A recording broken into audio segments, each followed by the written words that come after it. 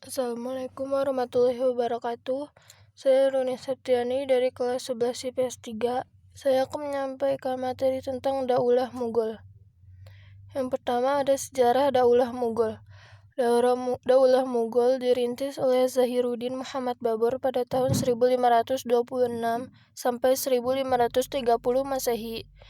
Ayahnya adalah Umar Mirza, seorang penguasa Fargana. Kepemimpinan Babur diwariskan oleh ayahnya.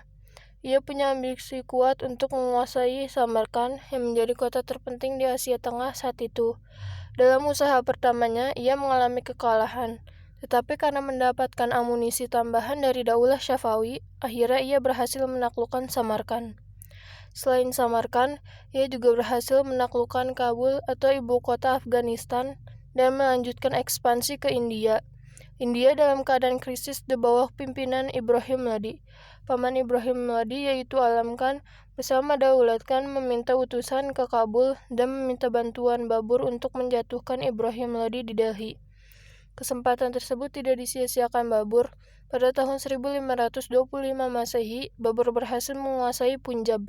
Setelah Punjab dikuasai, Babur dan pasukannya pergi ke Delhi. Ibrahim Lodi berhasil dikalahkan dan meninggal dunia beserta ribuan tentaranya di Panipat pada tanggal 21 April 1526 Masehi. Dengan demikian, berdirilah Daulah Mughal di India. Dan Daulah Mughal telah mengubah dari orang-orang yang sebelumnya identik beragama Hindu menjadi Islam yang baru di India. Yang kedua ada strategi dan kebijakan pemerintah Daulah Mughal. Dalam kurun kurang lebih 3,5 abad, Daulah Mughal dipimpin oleh beberapa sultan. Di antaranya adalah yang pertama ada Zahiruddin Muhammad Babur pada tahun 1526 sampai 1530 Masehi. Pada masa kepemimpinannya, seluruh kebijakan dikerahkan digunakan untuk membangun fondasi pemerintahan. Orang-orang Hindu menggalang kekuatan gabungan, namun Babur berhasil mengalahkan mereka dalam suatu pertempuran. Pada pertempuran di dekat Gogra, Babur dapat mengakhiri perlawanan Lodi pada tahun 1529 Masehi. Yang kedua ada Humayun pada tahun 1530 sampai 1556 Masehi. Humayun melanjutkan kepemimpinan ayahnya, yaitu Babur. Ia memimpin Mughal kurang lebih 26 tahun. Humayun masih banyak mendapatkan tantangan, di antaranya dari Bahadur Shah, penguasa Gujarat yang berusaha memisahkan diri dari kekuasaan Mughal pada tahun 1450 Masehi. Ia berhasil dikalahkan oleh Sher Khan dari Afghanistan. Humayun melarikan diri ke Persia yang saat itu dipimpin oleh Tahmasp, penguasa Daulah Syafawi. Humayun kembali ke India setelah 15 tahun menyusun kekuatan. Daulah Mughal berhasil ditegakkan kembali di Delhi tahun 1555 Masehi setelah mengalahkan kekuatan Sher Khan Shah. Humayun wafat pada tahun 1555 Masehi. Yang ketiga ada Jalaluddin Muhammad Akbar pada tahun 1556 Masehi sampai 1605 Masehi. Akbar menjadi raja terbesar Daulah Mughal. Pada masanya dikenal sebagai masa kebangkitan dan kejayaan Mughal sebagai daulah Islamiyah terbesar di India. Dengan usia yang masih belia, Akbar mempercayakan urusan pemerintahan kepada Bairam Khan.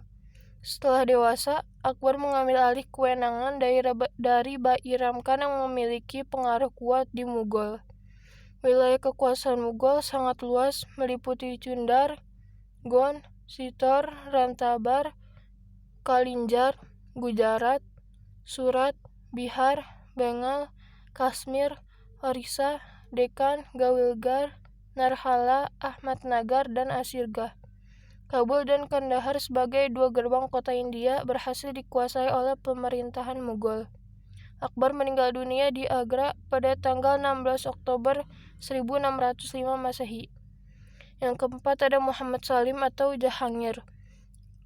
Pada tahun 1605 sampai 1627 Masehi.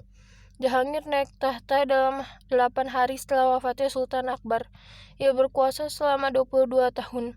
Dengan didukung oleh kekuatan militer yang besar, kepemimpinan Jahangir menjadi lebih kuat.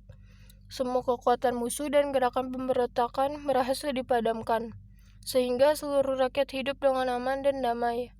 Pada masa kepemimpinannya, Jahangir berhasil menundukkan Bengala pada tahun 1612 Masehi. Mewar 1613 Masehi, Kangra 1615 Masehi. Jahangir wafat dalam perjalanan dari Kashmir ke Lahire, dekat Sarai Sadabad di Bimber pada tahun 1627 Masehi. Jenazahnya dibawa ke Lahore dan dimakamkan di Sadarabad. Yang kelima ada Shah Jahan. Di tahun 1628 sampai 1658 Masehi.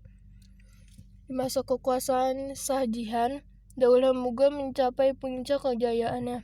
Ia dikenal tegas dalam menindak pembesar kerajaan yang tidak jujur. Konon, Shah Jahan memelihara banyak ular berbisa.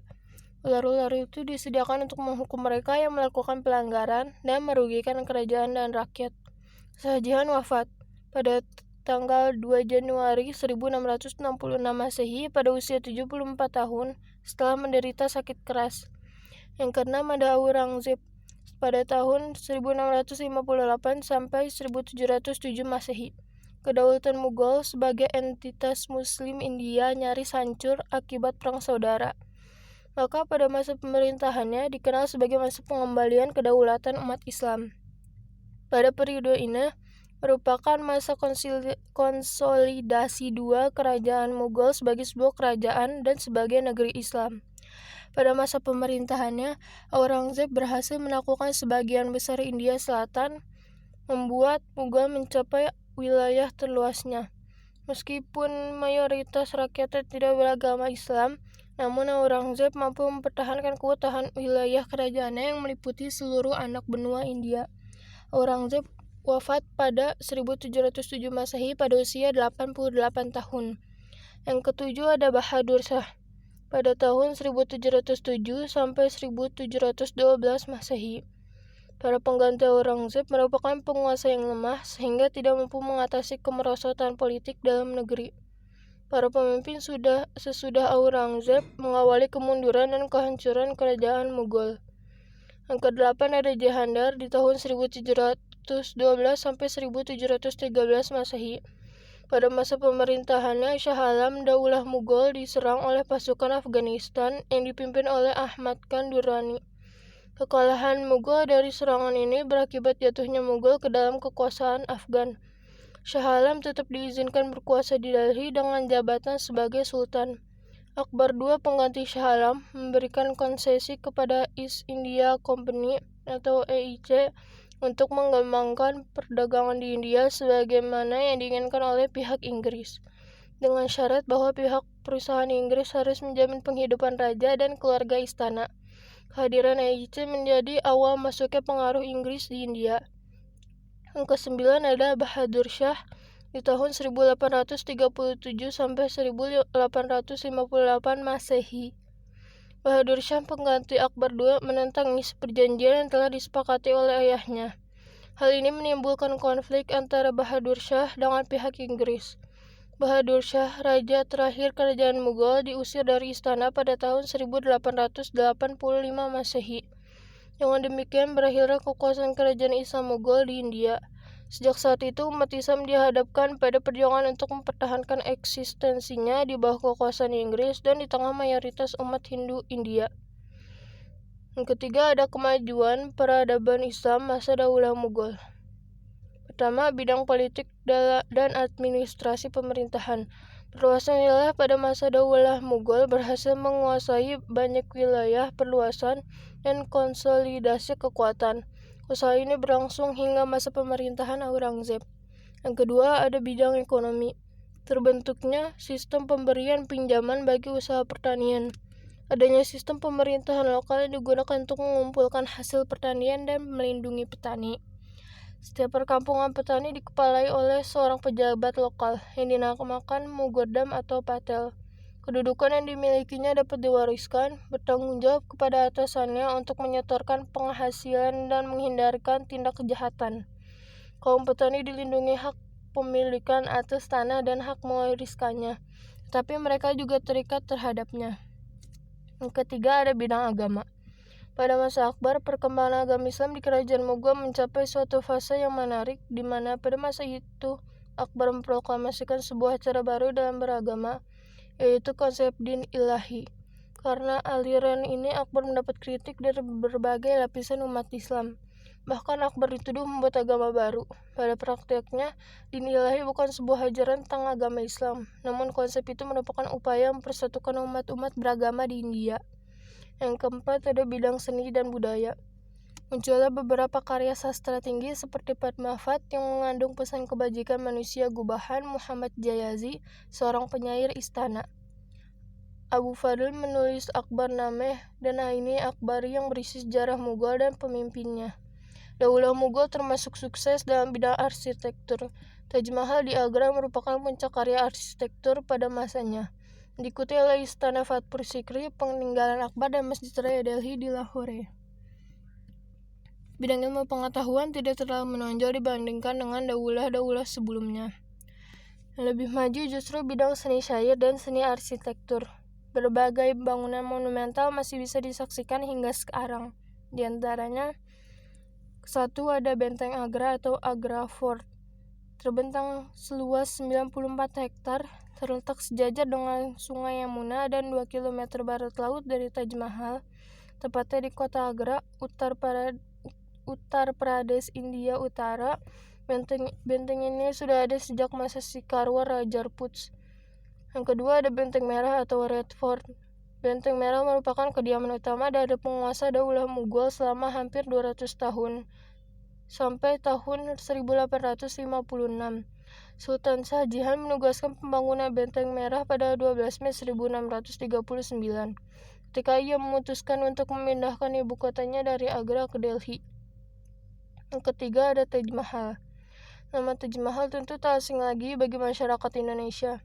Istana dari marmer putih gading yang terletak di tepi selatan Sungai Yamuna, Agra, India ini sebenarnya adalah makam dari Mumtaz Mahal, istri kesayangan Shah Jahan. Dibangun dari tahun 1632 sampai 1653 Masehi, Taj Mahal dianggap sebagai contoh terbaik arsitektur Mughal dari simbol sejarah kekayaan India. Yang keempat, ada Jama Masjid. Jama Masjid merupakan salah satu masjid terbesar di India. Masjid ini dibangun oleh Sultan Mughal Shah Jahan antara 1644 Masehi dan 1656 Masehi. Masjid ini menjadi masjid kerajaan sampai akhir periode Mughal. Halaman Jama Masjid mampu menampung lebih dari 25.000 jamaah. Yang kedua, kemunduran peradaban Islam masa Daulah Mughal. Ada beberapa faktor yang menyebabkan kekuasaan Daulah Mughal mengalami kemunduran pada setengah abad terakhir sebelum akhirnya berakhir pada tahun 1858 Masehi. Ada beberapa faktor yang menyebabkan kekuasaan Daulah Mughal mengalami kemunduran pada setengah abad terakhir sebelum akhirnya berakhir pada tahun 1858 Masehi. Yang pertama, terjadinya stagnasi dalam pembinaan kekuatan militer.